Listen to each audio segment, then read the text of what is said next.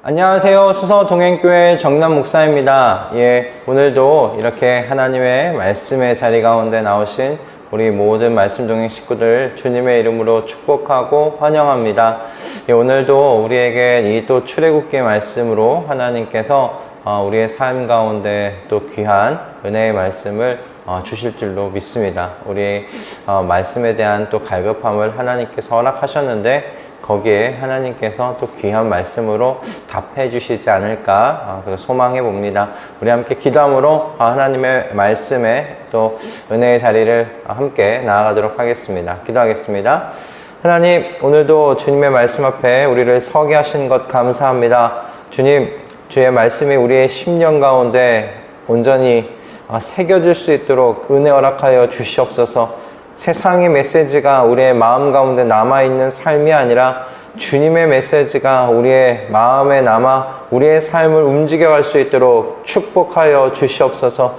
주님의 성령께서 그와 같이 우리의 심령 속에서 일하실 것을 믿고 우리 주 예수 그리스도의 이름으로 기도드립니다. 아멘. 오늘 우리에게 주시는 하나님의 말씀은요, 출애굽기 18장, 출애굽기 22장이죠. 출애굽기 22장 18절부터 31절까지의 말씀입니다. 출애굽기 22장 18절에서 31절까지의 말씀인데요. 18절부터요 28절까지만 제가 봉독하도록 하겠습니다. 18절부터 28절까지 봉독하도록 하겠습니다. 제가 읽겠습니다. 마술을 부리는 여자는 살려두어서는 안 된다. 짐승과 교접하는 자는 반드시 사형에 처하여야 한다. 주밖에 다른 신에게 제사를 드리는 자는 반드시 없애야 한다. 너희는 너희에게 몸부쳐 사는 나그네를 학대하거나 억압해서는 안 된다. 너희도 이집트 땅에서 몸부쳐 살던 나그네였다. 너희는 과부나 고아를 괴롭히면 안 된다. 너희가 그들을 괴롭혀서 그들이 나에게 부르짖으면 나는 반드시 그들의 부르짖음을 들어주겠다. 나는 분노를 터뜨려서 너희를 칼로 죽이겠다. 그렇게 되면 너희 아내는 과부가 될 것이며 너희 자식들은 고아가 될 것이다. 너희가 너희 가운데서 가난하게 사는 나의 백성에게 돈을 꾸어 주었으면 너희는 그에게 빚쟁이처럼 재촉해서도 안 되고 이자를 받아서도 안 된다. 너희가 정녕 너희 이웃에게서 겉옷을 담보로 잡거든 해가 지기 전에 그에게 돌려주어야 한다. 그가 덮을 것이라고는 오직 그것뿐이다. 몸을 가릴 것이라고는 그것밖에 없는데 그가 무엇을 덮고 자겠느냐? 그가 나에게 부르짖으면 자유로운 나는 들어주지 않을 수 없다. 너희는 하나님께 욕되는 말을 하거나 너희 백성의 지도자를 저주하지 못한다. 아멘.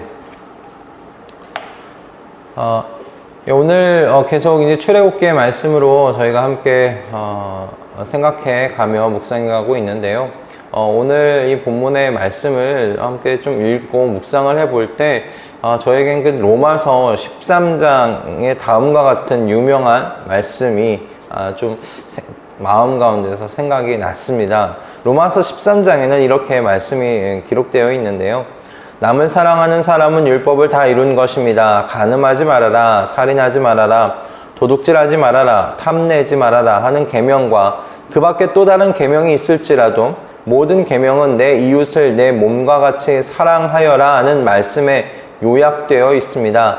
사랑은 이웃에게 해를 입히지 않습니다. 그러므로 사랑은 율법의 완성입니다. 오늘 본문을 이렇게 묵상하면서 이 로마서 13장의 말씀이 이렇게 생각이 났습니다. 21절부터 28절까지의 말씀은 하나님께서 한마디로 너의 눈에 보이는 이웃을 차별하지 말고 사랑해라 라고 하시는 그 말씀 아니겠습니까? 이집트에서 나그네였던 것을 기억하면서 이스라엘 너희들 안에 있는 나그네를 학대하지 말아라, 핍박하지 말고 그들에게 잘 대하여 주어라, 그렇게 하나님께서 말씀하세요. 그리고 어디에 의지할 곳 없는 고아와 과부를 괴롭히지 말아라. 내가 그들에게 아버지가 되고 내가 그들에게 신랑이 되어서 그들의 부르짖음을 내가 기억할 거야 라고 그렇게 하나님께서 또 말씀하고 계십니다. 어려운 이웃에게 이자를 받지 말고 그들의 처지를 긍휼하게 여겨주라고 지금 하나님께서 하나님의 백성들에게 그와 같이 말씀하고 계세요. 여러분, 이 모든 것이 이웃을 사랑하는 것에 지금 다 포함되어 있는 말씀이죠. 그런데 저 오늘 이 본문 전체를 보면서 제 눈에 띄었던 것은 이 구조가 눈에 띄었습니다. 이웃과의 관계가 21절부터 28절에 기록되어 있는데요.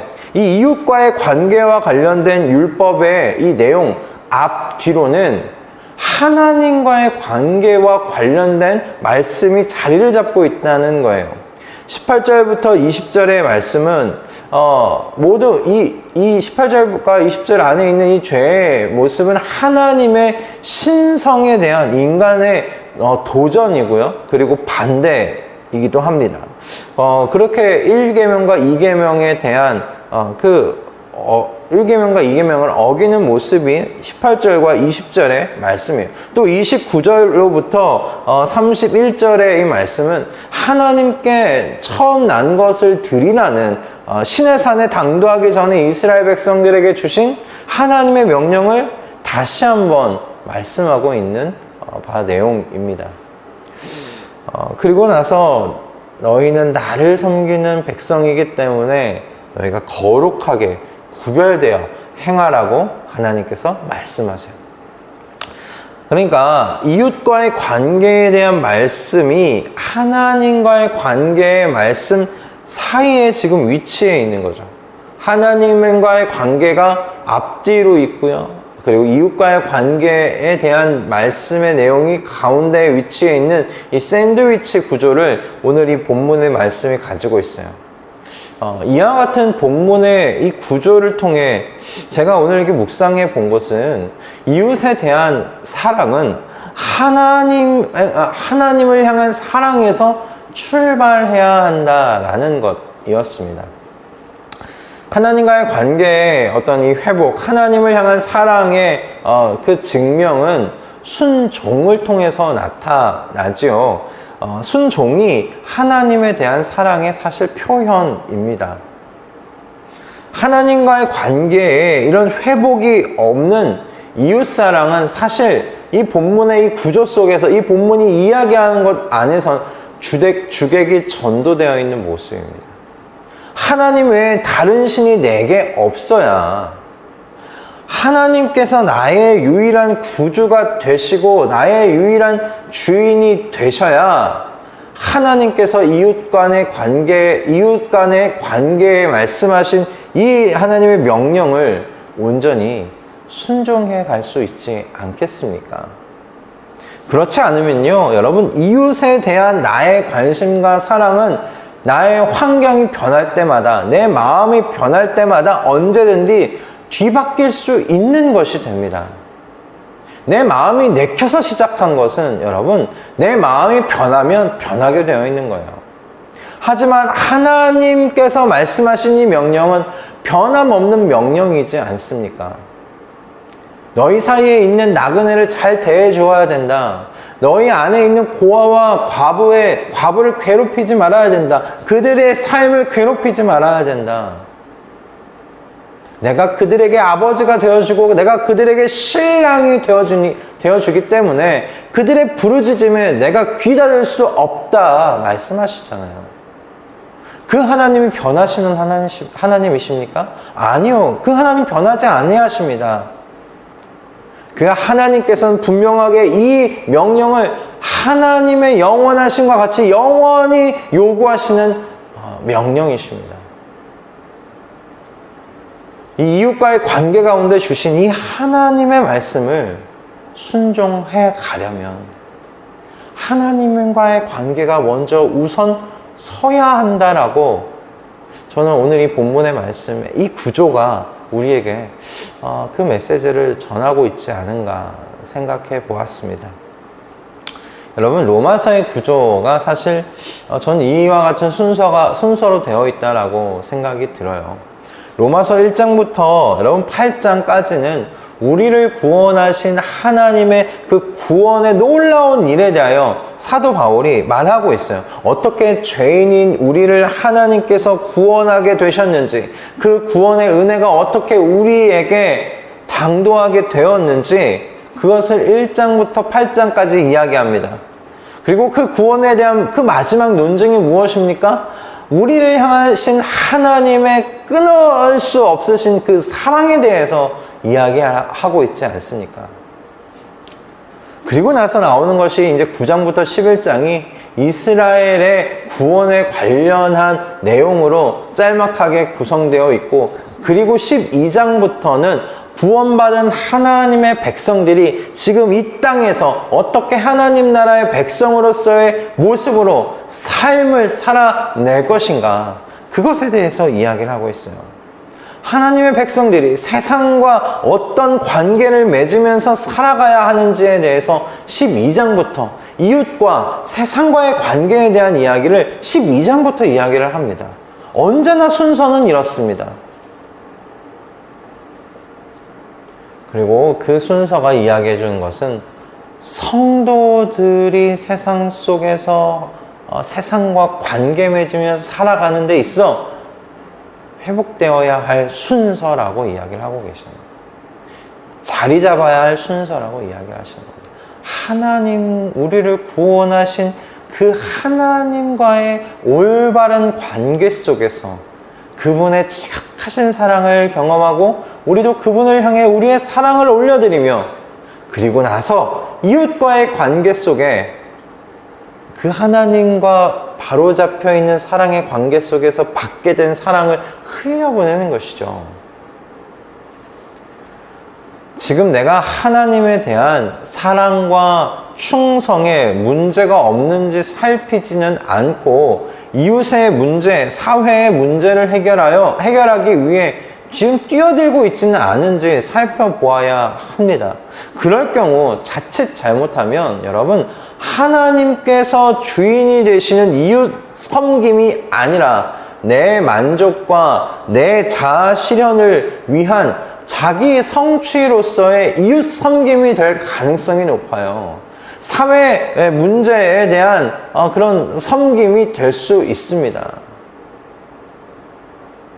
나를 위한 섬김이죠. 그것은 오늘 본문은 분명히 하나님에 대한 사랑과 그리고 이웃에 대한 사랑을 요구하시는 하나님을 뚜렷하게 지금 보여주고 있는 말씀입니다. 하나님을 사랑하고 이웃을 사랑하라고 하시는 그 하나님의 큰 두 계명이 이 본문 말씀에 나타나고 있습니다. 하나님께서 이웃 사랑과 관련한 말씀을 21절부터 28절에 걸쳐서 세세하게 하시는 것을 보면 하나님 나라의 백성들이 함께 살아가는 그 공동체의 이웃들을 여하치 사랑으로 섬기는 그것을 하나님께서 얼마나 기뻐하시는지 그 하나님의 마음이 여기 절절하게 기록되어 있어요. 그러나 오늘 이 본문의 구조를 살펴보면서 우리가 이웃을 사랑하고 섬기기 전에 반드시 회복해야 될 것이 무엇인지, 반드시 먼저 서야 할 것이 무엇인지를 나누는 것이 필요하겠다라는 생각을 해보게 되었습니다. 여러분, 꼭 이 순서를 기억하실 수 있기 바랍니다. 아무리 이웃을 사랑으로 섬기고 있더라도 하나님께서 나의 유일하신 하나님이시고 나의 유일하신 사랑의 대상이 되시지 않는다면 우리의 모든 이웃 섬김, 사회의 섬김은 여러분 오롯이 자기 만족으로 귀결될 수밖에 없다는 사실을 여러분 잊지 마실 수 있기 바랍니다. 늘 언제나 그러므로 하나님께서 나의 유일하신 구주이신가? 하나님께서 나의 유일하신 사랑의 대상이신가? 하나님과 나의 관계를 살펴보시는 우리 말씀동행 모든 식구들 다 되실 수 있기 바랍니다. 여러분, 사랑은 율법의 완성이 맞습니다. 사랑은 율법의 완성입니다. 그런데 여러분, 사랑이 율법의 완성이 될 수 있는 이유가 무엇입니까? 하나님께서요, 사랑의 하나님이시기 때문입니다. 여러분, 내게 있는 것으로 이 율법들을 완성할 수 없습니다.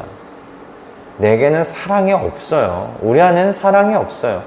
우린 사실 죄로 말미암아 텅 빈 존재들이 되었습니다.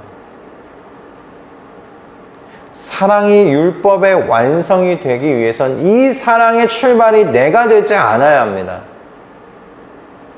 사랑의 하나님, 그 사랑 자체이신 그 하나님의 그 사랑이 온전히 우리 안에 임하여서 그 사랑으로 율법을 완성해 가야 합니다.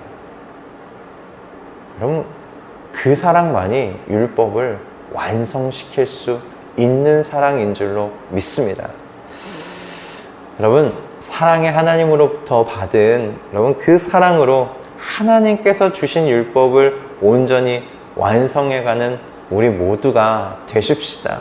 하나님에 대하여 그리고 사람에 대하여서 하나님께서 주신 이 율법을 바른 순서를 따라 완성해 가시는 우리 모든 말씀동행 식구들 다 되시기를 주님의 이름으로 축복합니다. 기도하겠습니다. 하나님, 오늘 우리에게 귀한 또 말씀을 허락해 주셔서 감사합니다. 주님의 말씀이 우리를 살립니다. 우리의 삶이 바르게 서 있도록 주님의 말씀이 우리를 지도하십니다. 주님께서 말씀으로 우리를 지도하실 때 우리와 함께 사시는 성령 하나님으로 말미암아 그 말씀 앞에 온전히 저희가 순종하며 살아갈 수 있도록 능력 허락하여 주시옵소서. 주님, 오늘의 말씀대로 하나님과의 관계가 먼저 서게 하시고 그 관계 속에 우리가 누리는 사랑으로 주님께서 보내시는 이웃에게 사회 속으로 주님께서 말씀하시는 대로 순종하며 사랑으로 섬겨가는 우리 모두가 되도록 인도하여 주시옵소서. 감사드리오며 우리 주 예수 그리스도의 이름으로 기도드립니다. 아멘. 할렐루야.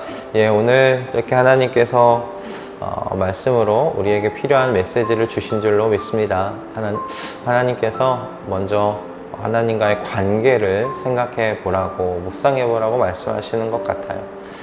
이웃 섬김 좋지, 세상을 섬기는 거 좋지. 그런데 자칫 잘못하면 그거 자기 만족으로 귀결될 수 있다. 너 자신으로부터 시작하지 말고 나로부터 시작해라. 그렇게 하나님께서 가르치시는 것 같습니다. 여러분, 그럴 때 사랑으로 우리가 율법을 완성할 수 있는 줄 믿어요. 우리 안에 있는 사랑으로 하나님의 말씀하신 율법을 완성할 수는 없습니다. 하나님께서 주신 그 사랑으로, 하나님으로 경험된 충만해진 사랑으로 우리가 율법을 완성해 갈 수 있습니다. 여러분, 그것을 꼭 기억하시고 이 순서를 바르게 세워가시는 우리 모든 말씀동행 식구들 다 되실 수 있기 바랍니다. 우리 한 주 또 오늘 이렇게 하나님께서 주신 말씀으로 또 승리하시고요. 우리 내일 아침에 뵙도록 하겠습니다. 여러분, 내일 뵙겠습니다.